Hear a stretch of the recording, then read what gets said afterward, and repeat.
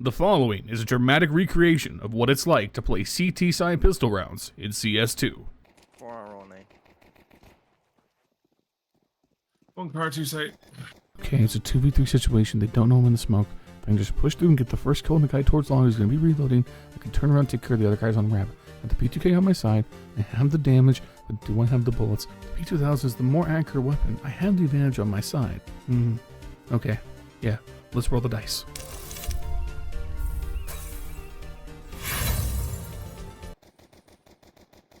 They're planting for long.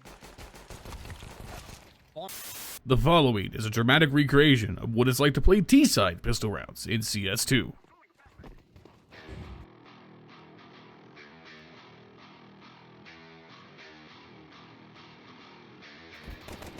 Go, go, go, go, push, push!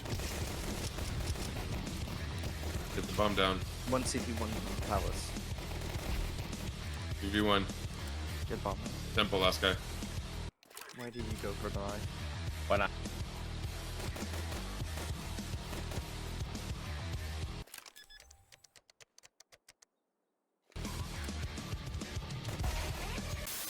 Yo, how is it going? Welcome back to the channel. My name is LionHeartZ, and yes, I do have to get this out of the way. I am notoriously and well documented on this channel a hater of all things pistol rounds. I don't like pistol rounds, I don't like playing them, I don't like watching them, I don't think they're good for the game. However, I understand that they exist and we have to live in the reality where pistol rounds are in the game and they're not going anywhere. So I do my best to adapt and learn and grow as best I can.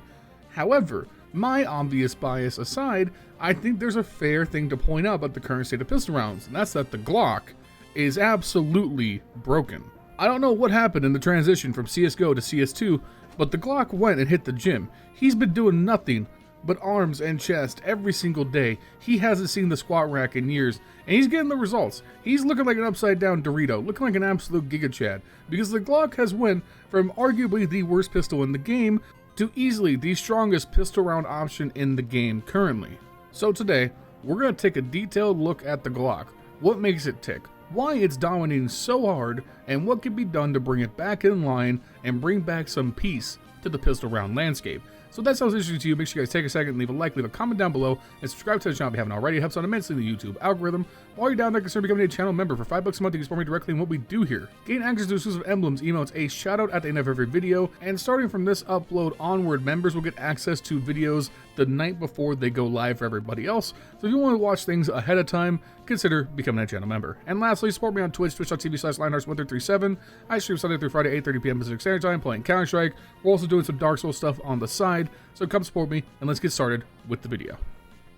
Alright, so first things first, has anything actually been changed to the Glock since CS2 has come out? And to my knowledge, no. There's been no statistical updates to how the Glock works in the transition from Go to 2. However, there has been a mentality and a playstyle shift in how we approach the game that I think is leading to why the Glock is going from previously thought as a very bad pistol compared to what the CTs had to now the dominant pistol in most pistol round situations. For better or for worse, CS2 is a more aggressive game than CSGO was at any point in its history.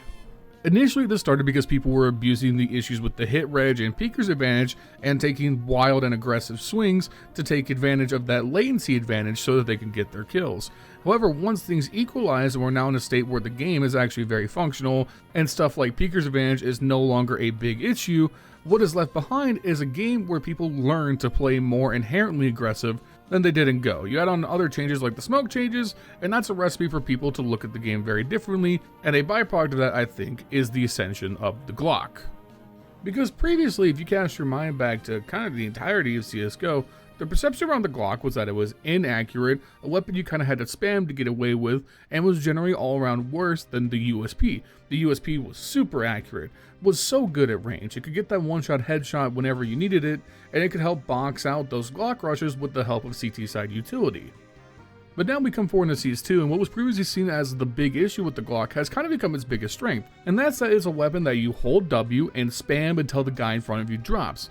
That is now absolutely the Glock meta, is to wheel around the corner at the speed of sound, spam that thing as fast as you can, and catch those lucky Glock dinks, because all you need to do is hit that gush, and the CT has to either unpeak or drop to the next body shot. and for whatever reason, it feels like Glock spam is leading to a lot more headshots than it ever did in the past. Just to give you some context on how accurate the Glock can feel nowadays, here's me just in a private match shooting at a bot against the wall.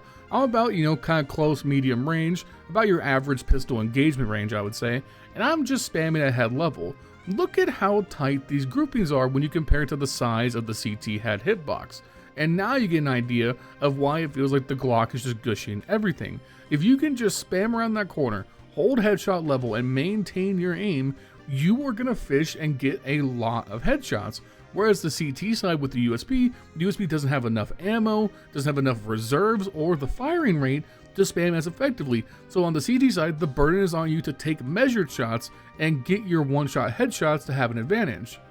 The Glock, meanwhile, has 20 bullets and infinite in reserves, so why aren't you spamming at the speed of sound? Because you're never really punished for it. To me, this creates this toxic incentive where the strongest T-side strategy is to pick an area, take 5 Glocks, armor, maybe one guy buys some nades, and you Glock rush at the CTs as hard as possible, because while they have to hit precision shots, you can just take over with volume of fire. Because again, as soon as you catch that Glock dink, that CT is as good as dead, even if you didn't necessarily get the one-shot headshot. I think the power of the Glock rush has created this knock-on effect and led to why you see so many CTs opting to buy the dual Berettas, especially at the pro level. The Dualies are the CT's access to something similar to the Glock. It's got the volume of fire, the rate of fire, and the reserves to match Glock spam. So why take your time to hit those measured USP headshots when you get down and dirty with the Glock rushers and let the Dualies sing? So I've laid out some of what I think is the problem with the Glock in the current meta, but I think it's actually a little bit deeper. I think there is a knock-on effect of Glock spam being so easy that makes pistol rounds so much worse to play, in my opinion. Now, again, keep in mind, I'm biased, I don't like pistol rounds, but I think what I'm saying here is true.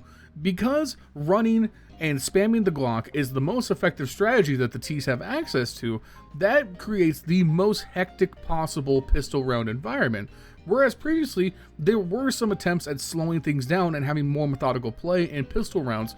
Currently, it is incentivized on both sides to play as aggressive and as swingy as possible. So you have a lot of people just running, full-on WAD spamming, moving as fast as they can to try and get into that spam range and dump their mags in the general direction of the enemy, instead of trying to play things more tactically, more skill-intensive, learn how to tab fire and have accuracy. Pistol rounds already have the issue, in my opinion, of being so different in how they play from the rest of the game that it often feels like its own separate game mode, but now we have a pistol round meta where people are playing even faster, holding W key even harder, and that's even more divorced from how you play the rest of the game. There is no counter-strafing with pistols. There's very little standing still with pistols. And as a knock-on of that, I think we may be inadvertently teaching new players bad habits, because their first engagement with the game are oftentimes pistols and submachine guns, weapons that incentivize high degree of movement, so you can take advantage of their accuracy while moving to have advantage over the rifles. And then you pick up the M4 or the AK, weapons that you have to sit still with or counter-strike to have your accuracy, and suddenly you're wondering why your bullets are missing if you're a new player who hasn't played Counter-Strike before. I really do think there needs to be more parity in the shooting mechanics between rifles, subs, and pistols, so that way the game better teaches itself. So let's talk about some things that I would do to nerf the Glock. Now, I think the first thing they could do is reduce the amount of ammo available to the Glock. Currently, you come equipped with exactly 1 gorillion rounds of ammo in your pockets when you equip the Glock. I think we could reduce the reserves and also consider reducing the mag size. Now, I want to keep the fact that the Glock has more bullets than the USP or the P2K as one of the trade-offs between the T and CT side, so I will reduce the Glock magazine to 15. This would put a harsher limit on how much you can spam the Glock before you need to reload, giving more time for CTs to be able to react and try and bait out shots. It would also make you more considerate of your aim. Maybe you want to take some time and tap and shoot a little slower instead of just mag dumping everything, because you know you're going to have the bullet advantage no matter what against your opponents. If you're hell bent on keeping the 20 bullets, another solution that we could go about is capping the rate of fire on the Glock.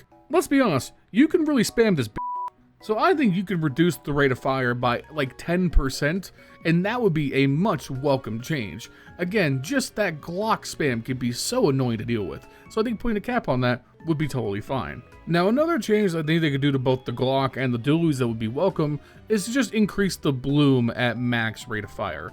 I don't think we should be incentivizing spamming at max speed with no consideration for what you are trying to aim at. The bloom should be a little bit wider so that you consider tapping and measuring your pace just a little bit. It would make just, again, the engagements less chaotic, and I think it would make the game a lot healthier. You can really go about any of these changes I think would be very helpful to the state of pistol rounds, but I think it's pretty clear something should be changed to the Glock going forward in the next balanced pass. I think pistol rounds are currently far too chaotic, they're far too random, and they are the least fun aspect of the game, and as I've gone on my economy high horse in pretty much every single video I've ever made, it's also important to remember that pistol rounds are by far the most important round in the game. It sets the pace for everything. Winning the pistol round is often the difference between winning or losing the half, especially if you're a CT side player.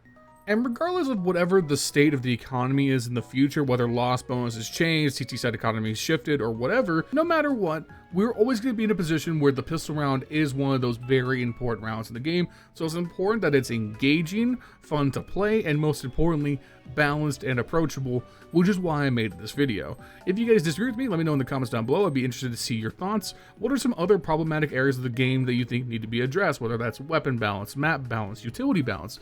Let me know and I'll be responding in the comments down below. You might even see it in an upcoming video. Once again, thank you to my channel members, Justin, Jesse, and Furley for keeping the lights on. I appreciate you guys immensely.